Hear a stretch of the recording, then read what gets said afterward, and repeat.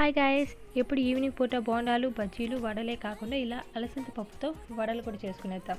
అలసంద పప్పు తీసుకొని కుండలో కడిగి పెట్టుకొని అలసంద పప్పుని 2 గంటల సేపు 3 గంటల సేపు నానబెట్టుకునేద్దాం. తర్వాత మిక్సీ జార్ తీసుకొని దాంతో కొంచెం జీలకర్ర, ఎండి మిరపకాయలు, కరివేపాకు, కొత్తిమీర కూడా వేసుకోండి. తర్వాత తెల్లగడ్డలు, అల్లం ఉన్న కూడా వేసుకోండి. అల్లం స్కిప్ చేసేస్తాను నేను, మీరుంటే వేసుకోండి. తర్వాత దాంతో నానబెట్టుకున్న అలసంద పప్పు వేసుకొని మిక్సీ కొట్టి గుండాలకి వేసుకునేద్దాం. ఇంకా మిగిలిన అలసంద పప్పును కూడా మిక్సీ కొట్టి వేసుకునేసాం మొత్తం. తర్వాత దాంతో కొంచెం సోంపు, కొంచెం ఉప్పు వేసి బాగా కలపెట్టుకుందాం పిండిని.